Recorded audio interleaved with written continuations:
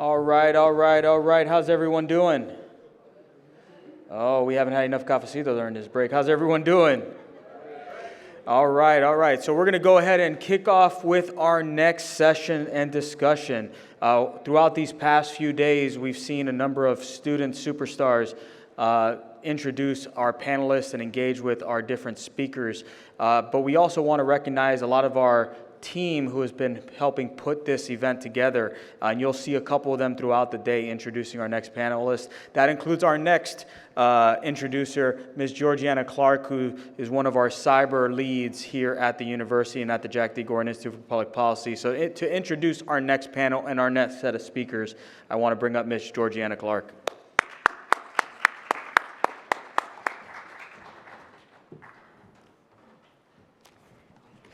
Good morning, everyone. I hope we're feeling a bit more refreshed and acquainted after the break. So I am Georgiana Clark. I am a third-year doctoral student in the Department of Public Policy and Administration at FIU. And I'm also a graduate research assistant with FIU's Jack D. Gordon Institute for Public Policy. My dissertation focuses on the governance of cybersecurity in a complex system. Now, the next fireside chat will feature Bethany Aquilina Brez, the Vice President of the Office of Foreign Policy at the U.S. International Development Finance Corporation. Now, this conversation is especially important for understanding the U.S.-Latin America relations because development finance plays a major role in strengthening economic resilience, supporting strategic investments, and advancing U.S. foreign policy priorities across the region. This fireside chat will be moderated by Saif Ishoof, who is the founder and managing partner at Lab 22C. Saif is an expert on how the forces of disruption are transforming how we learn, work, and play. So please help me in welcoming Bethany Aquilina Brez and Saif Ishoof. Thank you so much. Let's give it up for our doctoral student. Thank you so much. Good morning, everyone. Good morning, Bethany. I'm so excited for this conversation. I've got a little bit of personal bias, being that I was born in the region and made in the 305. So anybody who's leading the charge, especially of how it is that we connect opportunity for great American businesses and our global agenda in the role that you play excites me. So welcome to Miami and welcome to FIU. You came into this role at an extraordinarily important time for the DFC and the United States around engagement in this hemisphere. And that's what this conference is all about, the Hemispheric Security Conference. And your role is even more especially unique around the calibration between the projection of power and then also the alignment of economic interest. And so I'd love for you to help us understand from where you sit and what the mission looks like right now and why this moment demands a different kind of development finance than what we've seen in prior iterations. Yes. Well, thank you. It's such a pleasure to be here today. Thank you to FIU for hosting, and thank you for this conversation. And I'm very excited to talk about DFC today. We are the international investment arm of the U.S. government. So we bring the development financing, but we've been really sort of reinvigorated in our role under this administration. And we are the primary tool of economic statecraft, which is essentially, using economic tools to advance economic growth and advance foreign policy and national security. So, this is something that the United States has a long history of successful economic statecraft, where we've looked at the Marshall Plan, at rebuilding Europe in the post-war region. That was using economic statecraft tools.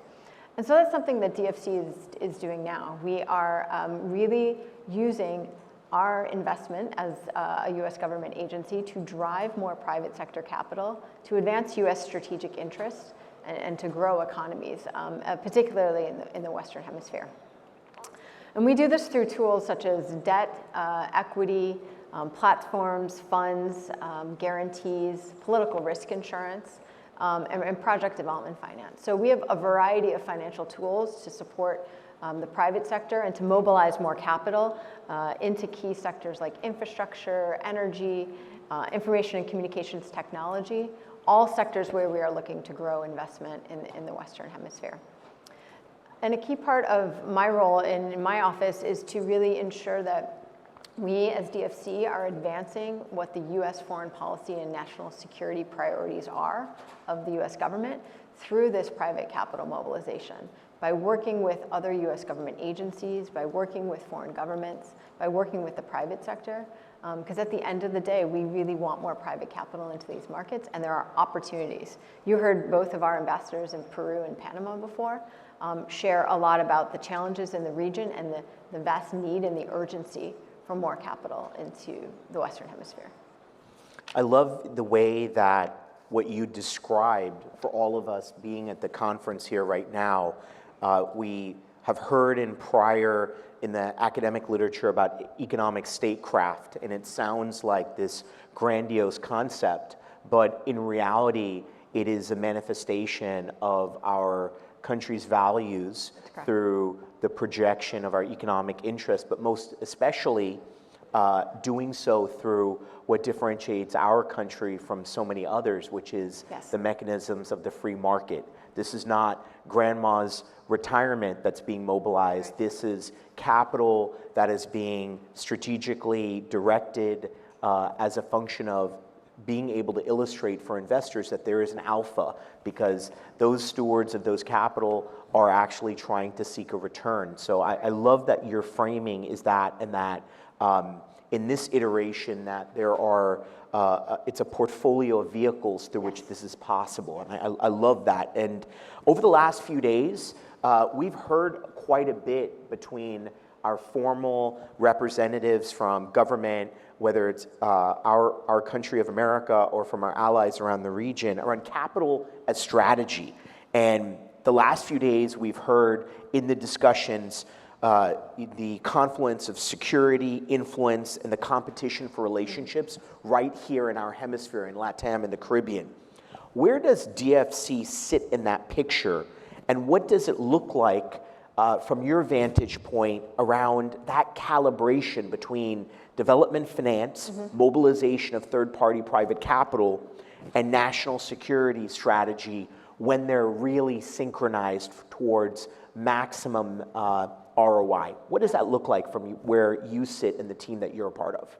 Yeah, so DFC really sits at this intersection of investment and national security. You've probably heard over the course of the week that economic security is national security. And under the US national security strategy and the prioritization of the Western Hemisphere, we as America's deal team, we feel like we have a really important role to play here. I mean, a couple of things that make us different is that, we are a team of finance professionals. We have investment officers, people who are experienced bankers, experienced at structuring and advancing strategic investments that both mobilize private capital and are in the areas that advance US strategic interests. We are also working very, very closely with other US government agencies, including the White House, the State Department, the Department of War, again, because of the US government's focus in this hemisphere and the role that DFC can play in driving those priorities. We really want to make sure that our investments are aligned with US national security priorities. And so I like to say that, DFC, as the deal team, we are really working to execute on those policy priorities and execute through investment.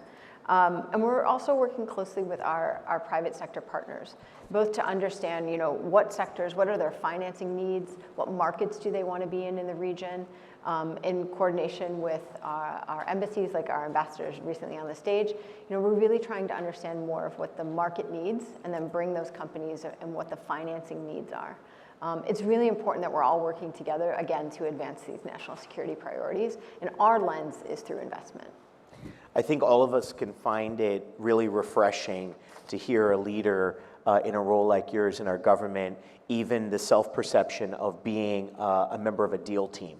because for those of us who've been out there in the private sector, and since I'm private sector, I can say what I want. So if I embarrass Randy or Brian, Bethany doesn't even have to laugh at the made for Twitter joke I'm going to make right now, which is that when you're out there and you're competing and you're an American company, in different iterations, sometimes it feels like you're alone. And when you're competing against companies that are essentially controlled by our adversaries, my late father, who is a proud American by choice, born in Guyana, he would always say, Saif, you're competing against these companies, but in reality, there's no Mandarin translation for the Foreign Corrupt Practices Act. So the people that you're going up against are not governed by a rule of law and understanding of the playing field. And so I think it changes the way we think about that operating landscape when we have representatives from our government who are thinking with a deal team type mentality. Right. It's not the old school trade promotion where they're trying to just meet a quota of the amount of folks to go on a trade mission so they hit their KPI for the quarter, versus they're able to actually effectively articulate, this is a deal. Like we're not sharing something, that we're not doing a service to you. We are actually helping you think through the type of alpha that you really need to be able to manifest for your investors. And I think that is just that perspective is such that commercial diplomacy focus that you correct is really, really key. And I think that it's a different take, particularly when you're managing a project and you're from the private sector and you've got budgets to be able to oversee. You don't have an infinite times at bat. If there's not an opportunity to see a conversion of an opportunity into something that is a real deal, then you can really move on. And so the framework that you've described with the DFC, I think that this is a really refreshing approach. And so I'm going to touch upon something that I think is occupying, as is appropriate, a disproportionate amount of, pun intended, energy from all of us, which is the attention around the alignment of energy, compute, and the infrastructure race that's underway right now, particularly when we think about the computational revolution and we think about the needs around AI. A question that sometimes doesn't get asked enough in rooms like this one is that we are in a moment where energy infrastructure and compute capacity are becoming an important part of the projection of American power and interest. If infrastructure and networks are run by Huawei and not from America and our allies, we know that these are as strategically important as ports and pipelines ever were. How is the DFC thinking about that intersection and the role for the alignment of U.S. investment and helping our partners in the hemisphere build that infrastructural foundation before others do? Yes, so, first of all, digital infrastructure is a key infrastructure piece. And as you mentioned, you cannot do it without energy infrastructure. So information and communications technology, emerging technologies, all are priority for DFC. And one of the things that we're looking at is we're no longer looking at the sectors that we invest in as a silo.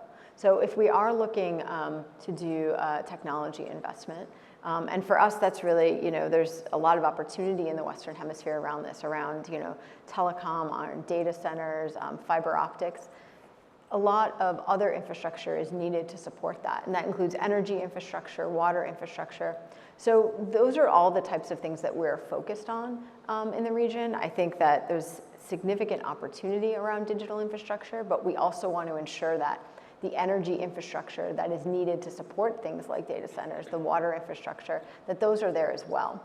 I think to your point on adversaries and sort of their focus in this sector, there's a couple of things that we want to do with investors. Is one, we want to work with both investors and governments because as we were talking just before we came on stage, there's a lot of advantages to working with U.S. companies, our private sector, the U.S. government, on the use of trusted technologies, right? What you're going to get a data center that is going to work. You're going to get a data center that is going to achieve the goals that you have as a country. And so we want to really ensure that we're differentiating by what we offer And again, US technology, particularly in data centers, is really unparalleled.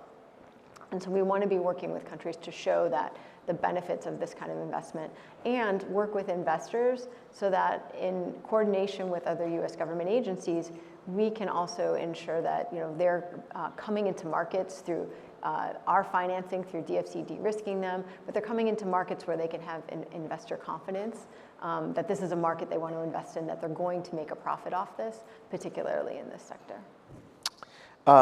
At this moment, when we think about where the opportunities reside, and I don't want to put you on the spot around picking and choosing specific countries, but there are a lot of us here that are curious to know, are there sectors or corridors in this hemisphere where you think the timeliness or the ripeness for opportunity for US-aligned investments is maybe significantly underappreciated now? So places that maybe are not making the headlines, but for folks that are out there that might be advising investment groups and American companies, what do you see based upon the time that you actually spend out there in the field that is not making the headlines right now?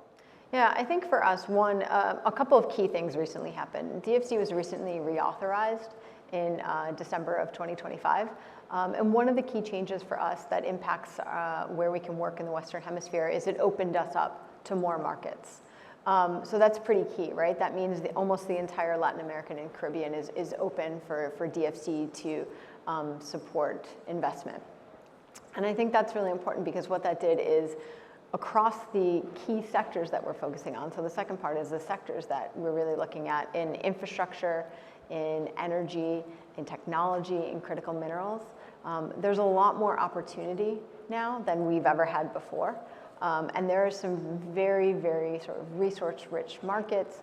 There's some good opportunity when it comes to AI and data centers in some of these markets. So, what we're focused on is increasing investment in those sectors across the Latin America and Caribbean, again, in all of the markets in which we can work in right now. So those are pretty key priorities for us. And those are sectors that really align with a lot of the things that we're trying to advance as part of the US government and advancing as part of our national security strategy, both in the US interest, but also in these countries' interests as well. I think that I love that last piece that you said because we've heard from some of the representatives of our country that are serving as ambassadors that the message that gets brought, particularly to the host countries, is that it's not just about what's strategically advantageous for American interests. Right. It's also about what's in the sort of long-term enduring benefit of the host countries. And I think that nuanced adjustment, I think, is a major differentiator in economic statecraft. Yeah. Because we don't need to sort of cite the laundry list of boondoggle projects that have happened from our adversaries, particularly around LATAM and the Caribbean. But for those of you and those of us who spend time in the region, there's no shortage of highways and stadiums and hospitals and all kinds of other stuff doesn't work. Right. And if you care about the world, and also for a lot of us who are here at this conference who might have a heritage tie to these countries, it's not a great feeling when you go there and you realize that not just, okay, an American company didn't get the business, but these countries that have lots of people that are upwardly striving are being fleeced of their resources. So I think it's a big differentiator, that little nuance where, yes, it is good for us and securing our interests, but it is about the enduring interest of our allies and host countries around the region. And it's showing, there are things where, to your point on both of us having interest in things. I mean, if you look at port infrastructure that we are looking at investing in, if you look at rail infrastructure, at minerals infrastructure, there's a clear benefit to both. But the key part of this is that, if we are going to support the private sector and invest in a port development or things like that, we are going to build for something that is enduring, right? Yeah. We are going to build for economic benefit. And those are things that are very important to us.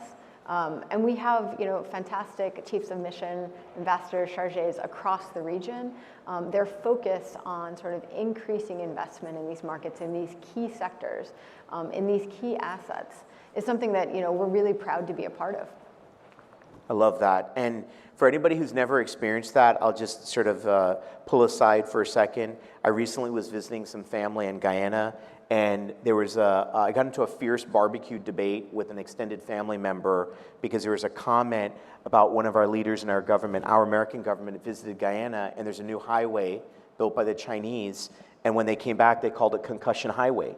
And my extended cousin was, was taking umbrage with that. And I said, let me ask you something. Would you want to take, if one of your kids was expecting a child, would you want to take them on that highway? I said, we're not talking about what America lost out on. We're talking about your tax dollars went to something that's broken. So this really shows up in a way that touches and feels everyone throughout our hemisphere. For the business leaders and investors in the room operating in markets that DFC cares about, what does genuine engagement look like? How do people get in the mix with DFC? Because sometimes we hear, I know in prior iterations I've done work with other multilateral agencies, either from the American government or regional, and sometimes it feels like you engage and you get a glossy brochure or a link to a website and not much more. Not just the application process, but what does the mindset and preparation for those private sector folks need to look like to really land on a project that's worth a serious conversation? This is a great question because I think a couple of things and a couple words of advice I would give is that, one, really come to us with already that strategic alignment in mind, right? How is this advancing our U.S. interests and our foreign policy and national security? What are the benefits to that? And commercial viability. This is key for us, right? We are going to be investing in projects that both have that strategic alignment and commercial viability. Another key thing is if you can come to us already sort of with a well-defined project, with a financing ask. We would love to see a detailed sort of financial plan, a detailed pitch deck. What is the management structure of your company? Coming in with all of those. I mentioned before that DFC is full of fantastic investment professionals, many who've come from the private sector. And so these are things that you would come, if you're seeking private sector financing, you're going to come with all of these things. And that's exactly what you should come to DFC with. We want to invest in and see projects that are going to, advance foreign policy, advance economic growth, and have a return for the U.S. taxpayer. Those are three things that are really key to us. I think the other thing is that we are going to follow sort of all the standard financial best practices. And again, to your point on differentiating, we're going to do due diligence. We're going to have environmental, social standards, labor standards. So understanding and expecting all of those things from us is really important. And then, lastly, I would say we want to really see things that would have a good opportunity of succeeding. At the same time, we are always happy to sort of have a conversation, make sure people really understand DFC. I mean, that's why, events like this are really important, to share a little bit about what DFC is, what we are looking for, what we do, and how we can best support you. Because again, at the end of the day, our goal is to mobilize private capital in advance of these interests in key regions like Latin America and the Caribbean. So the more information you can bring to us, and again, already come in saying, this is my company, this is the project we're proposing, this is our financing need, and this is how we are advancing these interests, that is going to, really help advance the conversation. I love that you focused around this concept of readiness. I advise and invest in great technology companies, and I also have one small project where I help to support a unit of the Department of War in identifying great American early stage technology companies that can get connected with larger prime contractors. And I'm constantly on X and I'm putting out different messages, and I'll meet with founders and they get very excited, the hype cycle about what's possible, but the readiness around things. And I know friends like my buddy Randy Pestana know this. Well, this is great, bro, but you got to have a cage code. You got to have basic things in place if you want to be able to be ready for game day. This is not just about like, oh, well, you know, I was hanging out and I met, you know, one of the guys on Secretary Hegseth's team and he high-fived me. Well, that's great. That does not translate into a contract. Like, there are resources that our American government has available through things like the Apex Accelerator Network. I'm talking specifically to the defense industrial base. Right. And this is mirrored all across our government, that people will say, oh, well, I don't know where to go. I said, well, don't get pulled into the hype cycle piece of it. There are actually, your tax dollars are at work to help you. Maybe you want to sell IT-related security. Well, are you SOC 2 certified? I mean, there are things that, like, you're not going to do anything that's worth economic advantage. So I love that you talk about even resources and getting people, are the pitch decks ready? Right. Is the management team is a management team game day? Are you missing, are there questions around OBO and other things that, like, oh, well, who's this guy in Hong Kong that owns 52%? Like, this is not going to fly. This is not, like, we are advancing American interests through these projects. So I love that you've got that clarity around the approach that you guys. Yeah, and I think, you know, we're always, when we talk to companies and when we're doing business development, the other key thing about DFC being part of the US government is that, you know, we have access to all of the other agencies and tools that are going to help increase investment in Office of Latin American Strategic activity. Capital. Exactly. And I think Department of so War, if something is not ready for us, then, you know, perhaps there's another arm of the US government who's doing more feasibility studies or who's doing more technical assistance pieces. Or again, if it's not us from a financing, you mentioned Office of Strategic Capital, others, you know, we work closely with the Export-Import Bank, for example. So that's always in our mind of if this is not something DFC can do, are there other parts of the government that can get it ready for DFC financing? Or at the same time, if it is something that we are looking to finance, who else in the US government can come in on this? Because we all have a different role to play and we all have different tools.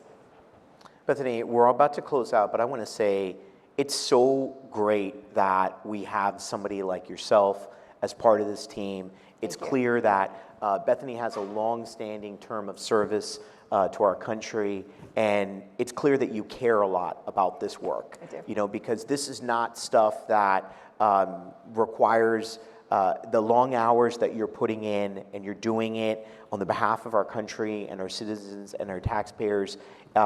It makes a difference when there are people who really care about the work. So I want to say thank you. And I know that, you know, the fact that you jumped on a plane and you've been here all week away from your family and, you know, helping to support the mission of what we're doing with the Hemispheric Security Conference. In the last 54 seconds that we have, what's the one part of this work that you think is most misunderstood, even in rooms like this? Yeah. I think one key thing is that the US government has an agency like the Development Finance Corporation who is key to helping investors and companies get into these markets, that we provide financial tools. We can help de-risk you. We have tools like political risk insurance to insure against the risk that you may be taking in some of these markets. So the fact that we are available and that we are a key part and arm of the US government in advancing foreign policy and national security is what I do think is misunderstood. And so opportunities like today to speak to all of you are really important because we want you to know that we are out there. We want to know that we can provide financing, and we want you to know a little bit about the ways in which we are working within the US government to advance US interests and what we offer, how we can help you. Again, at the end of the day, we want to mobilize more private capital into these economies. That is our goal, to advance economic statecraft. And so we want to make sure you know who we are, what we do, and how you can find us. I love that. President Reagan is listening in from the great beyond, and he's smiling, hearing that there's actually a unit of the government that is here to help and helping Americans. So thank you so much. Bethany, please join me in giving a warm applause to Bethany from DFC. Thank you. Thank you. Wonderful. Thank you so much.